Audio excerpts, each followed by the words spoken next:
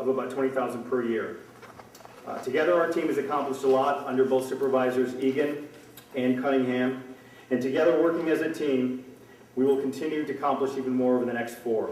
With your continued support, I will keep fighting to save our tax dollars, preserve our quality of life, upgrade our infrastructure, which we didn't talk about tonight, I'm surprised, because that's in dire need, protect our environment, and improve our local government operations. Thanks again, and I hope to have your vote for town board once more on November 3rd. Thanks a lot. Thank you very much, Mr. Capari. Mr. Jordan.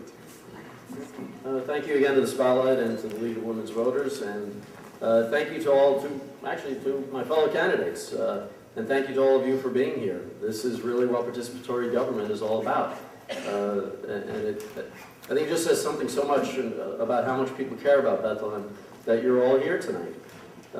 Bethlehem, as you know, is a wonderful place. It's a wonderful place to raise children. It's a wonderful place to live without children, and there's so much going on here. I pledge to you that if elected, I will hold the line on taxes without giving up on municipal services. And I think that's very important.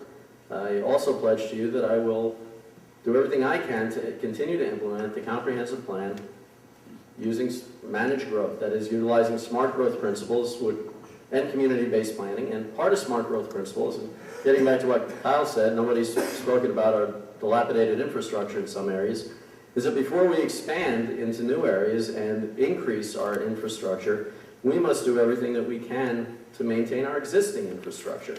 And I'm not talking about sidewalks, I'm talking about the sewer, and I'm talking about water supply, which has been so neglected for 40 and 50 years. So before we spend more money on new development and new areas, although we must do that to expand our commercial tax base, we must take care of what we have. With that, it has been a privilege to appear before you, and I ask for your vote on November 3rd. Thank you. Thank you very much, Mr. Jordan. Mr. Camacho.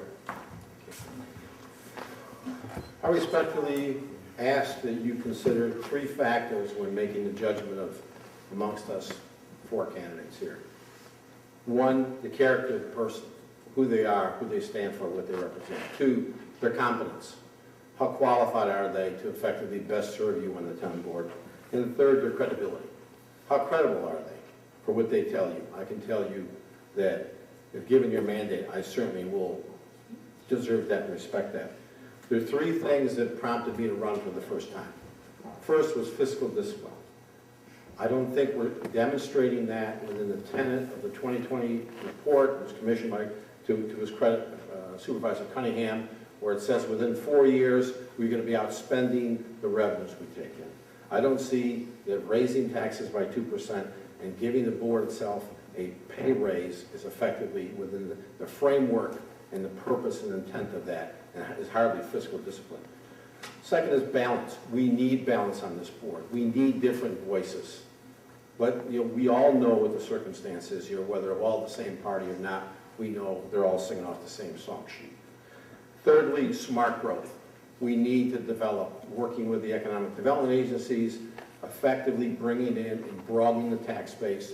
Don't make an excuse that it's all about the school property tax. To the supervisor's credit, they've engaged in a resolution to consolidate and buy services and save money that way, but we need to aggressively promote economic development. Build out those 7 shovel-ready sites, work hard to get businesses in Vista Park, and effectively, through fiscal discipline and broaden the tax base, we can continue to maintain our services and yet not burden ourselves in the future. And I respectfully ask for your vote on November 3rd. Thank you very much, Mr. Camacho.